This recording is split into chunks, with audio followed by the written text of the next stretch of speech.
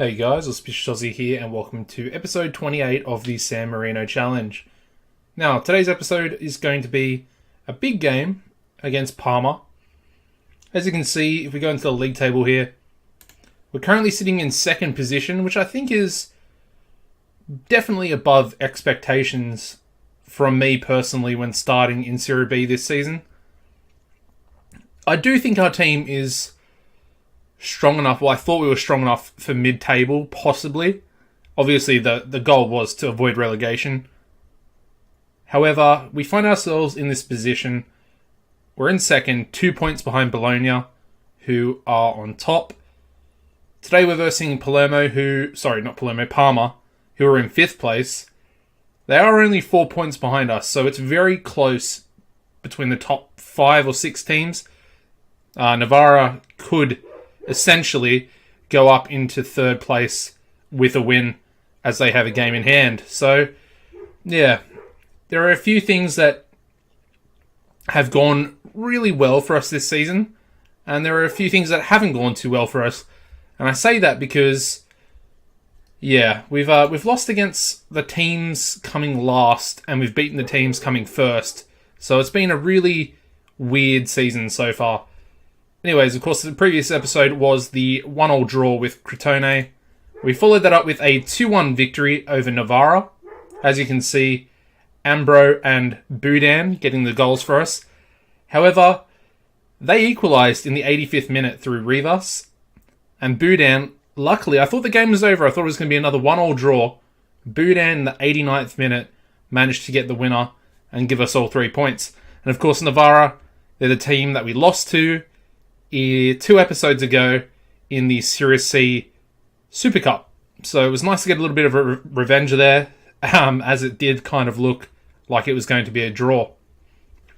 The next game was a massive victory. Now, going into this game against Juventus under 23s, I thought they were going to play Higuain. I hadn't really looked. I still haven't looked. I don't know if there are any squad rules with the under 23 team being in the regular divisions. But in the predicted lineup of the scout report before the game, Higuain was up top. He didn't start. I don't even think he played. But as you can see, we beat them 5-0 at home. Bashini, Forte with 2 goals, Mendes and Toscano on the score sheet there. It was a really impressive victory, I think. However, in the next game, we drew 0-0 with Benevento Calcio. As you can see, Boudin got sent off with a straight red card. Essentially throwing the game away, because I think up until that point, we were in the driver's seat a little bit.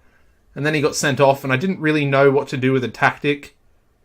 I believe the other loanee striker was injured during this time as well, so yeah, I think it was either Soleri or Krasniki on the bench, and I didn't really feel like we were going to benefit from bringing one of those 2 players on. Anyways, the next game was a massive 1-0 victory over Pescara Calcio. Pescara are one of the better teams, I think, in the league, or in our division. As you can see, Forte having an absolutely amazing season. You'll see him coming up with a lot more goals as we go through a few more of these fixtures. 37th minute winner for him. Really good stuff. We did follow that up with another victory away from home this time. A 2-1 victory over US Lecce. Ingoglia and Ambro with our 2 goals. And unfortunately, Tessetto getting sent off with 2 yellow cards this time. I was literally about to change him from hard tackling to ease off. However, it didn't work in time, and he got sent off in the same highlight. So it was pretty annoying, but we did see the game through. They did get a goal back in the 87th minute. However, we held on for the win. Now, this next game is so frustrating. Pordenone were coming 19th, which is last at this stage. And I thought to myself, we've got a massive game against Spal next in the 4th qualifying round of the TIM Cup. And if we beat Spal, we would get £450,000 from entering the first round. It's just an appearance fee. As long as you make that first round, you get the money. So I played a little bit of a weaker team, and unfortunately, we lost 4-2 to them at home as well. Rubbing salt into the wound. As you can see, we opened the scoring through Boudin in the 8th minute. They then got an equaliser in the 36th through Izzo, who is on loan from AC Milan, I believe. He's a very good left winger. Yeah, so they got the equaliser. We then went 2-1 up through Mendes. And then, Toscano missed the penalty. Could have made us essentially 3-1 up. Yeah, so he misses the penalty. And then Izzo scores another goal to bring it 2-2. And then within the last 10 minutes, they scored 2 goals. Really disappointing. They also got a player sent off in the 92nd minute as well. But yeah, Pellini got injured before these 2 goals went in. So before I believe it was around the 70th minute. So just after they scored their second, or their equaliser. Yeah, Pellini got injured, and we had already used all 3 subs about 5 minutes previously. So yeah, we had to play with 10 men, and then they scored the 2 goals. A little bit unfortunate. I mean, kind of my own fault for using the 3 subs, although I did have the Spal game in mind when making the 3 substitutions, so yeah, it is what it is. However, it did kind of pay off, because we beat Spal away from home 2-1. Nicoli and Ambro on the score sheet for us there. Nicoli getting sent off with 2 yellow cards, despite essentially being, the best player on the pitch, well, getting one of our goals anyway. They did get a goal back in the 71st minute, so we held on for about 20 minutes with 10 men against Spal, who are a pretty good team in Serie A. The next game was a top-of-the-table clash. Of course, Bologna are in first currently, and we're in second. But yeah, we went to their home ground, and yeah, we shut them down. 0-0, boring draw, but I think it was what we sort of needed at the time, because they're a very strong team, and they've been pretty impressive this season. I don't think they've lost a game yet, so yeah, it was good to keep that to a draw. The next game, however, we managed to beat Virtus and Tella 7-0. Absolutely destroyed them, played them off the park. Ambro with 2 goals, Meneghini, Forte, Boudin, Boscini, and Toscano on the score sheet. And Barossi came off the bench and got a straight red card. So, wrapping off a 7-0 victory with a straight red. The next game is quite possibly one of the most frustrating, just all-round absolute bullshit games I've ever played on Football Manager. As you can see, well, before we even go into what happened in the game, Catania were coming last. They were coming 19th at this time. We lost this game 2-1. However, they opened the scoring in the 49th minute. Fair enough. We weren't really playing that well at that stage. Scarby managed to get the equaliser 2 minutes after, so, a bit of a straight reply. And then we went through the whole game, and then in the 96th minute, all due respect, there was only, I think, 5 minutes of stoppage time added. So we went a full minute over. Sorry, there was 4 minutes. And we went to it was just over 95 minutes.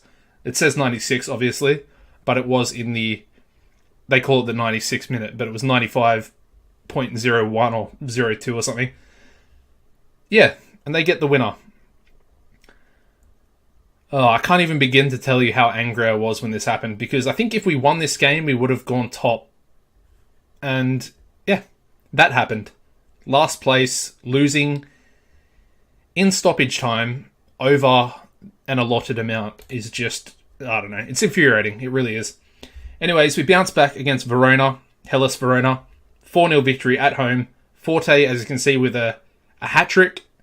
And Chester also getting on the score sheet there. We did score 2 goals in stoppage time, so I guess it kind of, I don't know. I guess it might have been the Football Manager gods, sort of repaying me a little bit, albeit we were 2-0 up anyway, so it didn't really matter. And in the final game I just played was a 3-0 victory away from home against Venezia. Boscini with a brace and Meneghini also on the score sheet there. Now, there's one other thing to go into. We did make one extra transfer. Fernand Mayembo, 26-year-old Congo Lee's central defender. As you can see, quite a solid player. Very good ball-playing stats. As you can see, 13 passing, 14 heading, 12 marking, 14 tackling.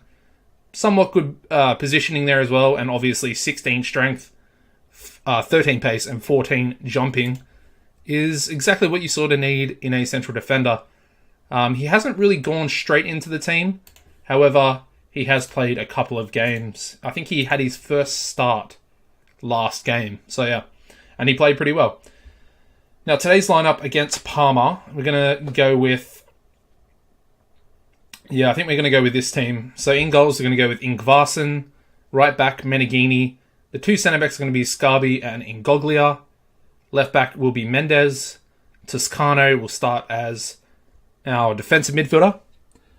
Then the midfield four is going to be Bashini on the right, Ambro and Saki in the centre, and then Barossi, unfortunately, has to start today. He's on 39% match fitness, which is horrendous. It's really, really bad. I was tempted to play Kelly, but, I mean, he's on 41%, so... Yeah, it doesn't really matter who I choose. And the reason for that is, yeah, Forte is currently out suspended. He's averaging a 7.73 at the moment, which is pretty... Yeah, it's pretty high. It's pretty incredible. And then up front, we're going to go with Nicoli. Boudin's actually scored one more goal than Nicoli. However, Nicoli is probably more of a danger player, I think. And I feel like we play better with him up front, despite the one less goal. The bench today is going to be Pavoni, Mayembo, Belfasti, Gianchecchi, Pellini, Calli, Boudin, Diodario, Tessetto, Zortia, Mercy, and Chester. And we are at home as well, so hopefully that home ground advantage will be enough to get us over the line. Of course, Parma, quite a famous team, of course. And after the game, don't click away from the video. Make sure you watch this episode right to the end, because there is some big news about the club, which I will show you as we open the scoring there in the first minute through Mendes. Big news in terms of the club and the finances and how things are going to go. And it's massive news. So make sure you stick around, because you don't want to miss that. You might not be able to understand what's sort of happening going forward if you miss what we're going to go over after the episode. Anyway, back to the game here. Of course, we're 1-0 up, so happy days so far. Ingoglia to Saki. Toscano, Ambro, shoots. Oh, good save by their goalkeeper. Really impressive save there. It was a pretty good shot as well, to be fair. And that's a bit of a wasteful corner. We do look like we're playing pretty well, though, so far. I mean, Parma, like I said, they're a pretty good team.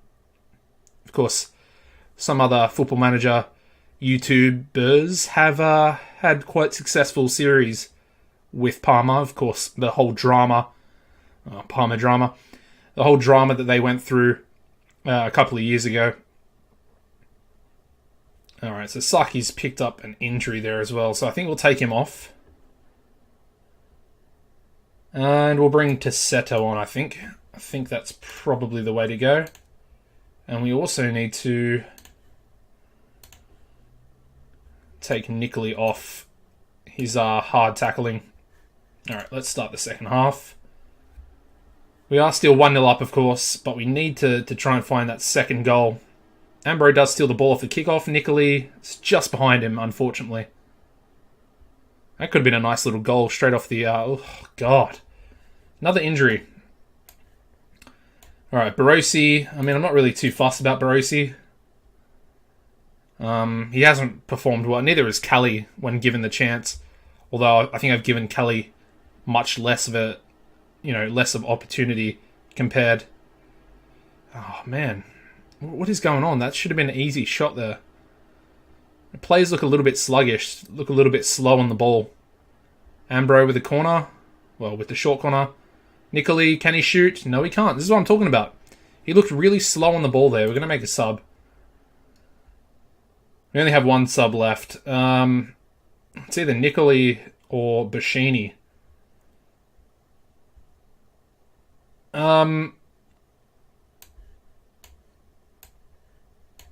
Yeah, we'll bring Boudin on for Nicoli.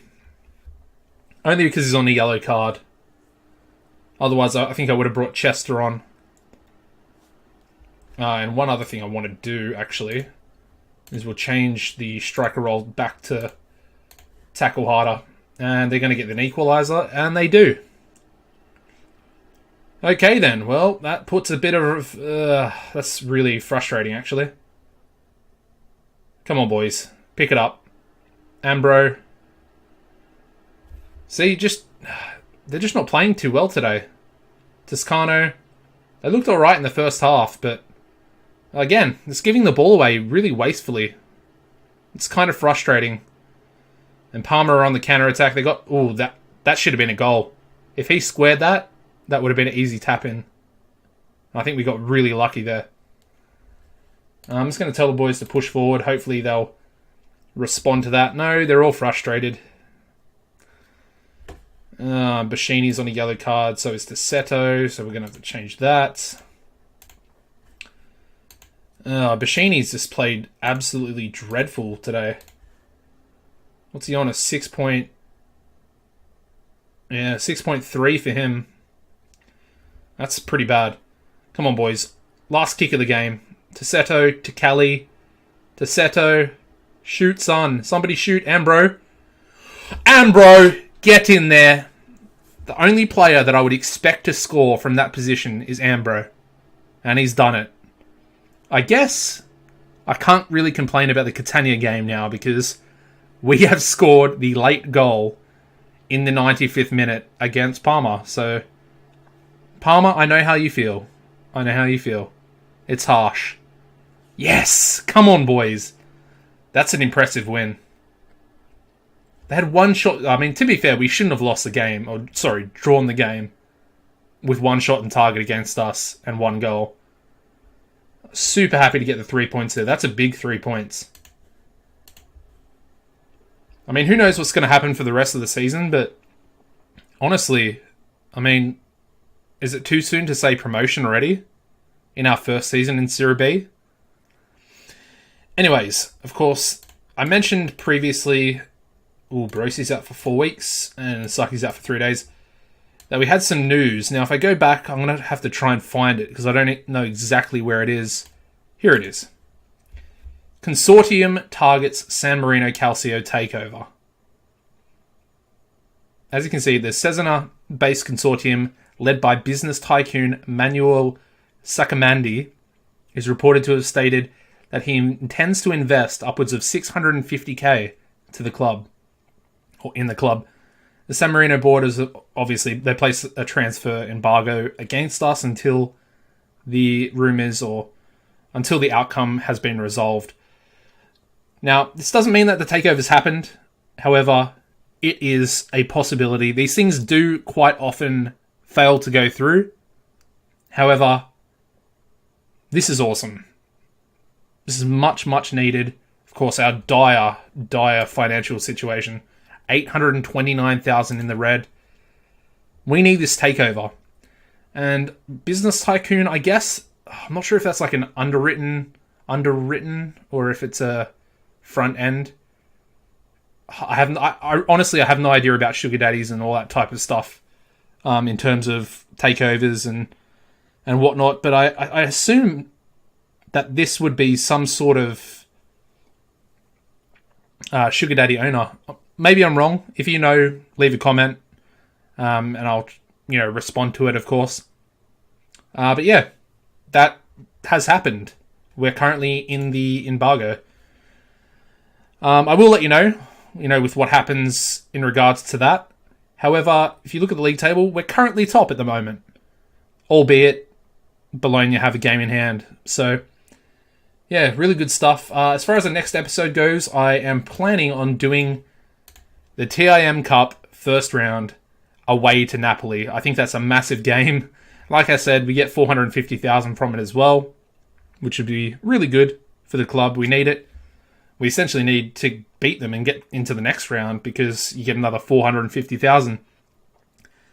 And that would essentially fix our financial problems, albeit for one day or whatever. Anyways, that's going to end the episode, guys. Thank you very much for watching. Drop a like, subscribe if you haven't already. And apart from that, take it easy and goodbye.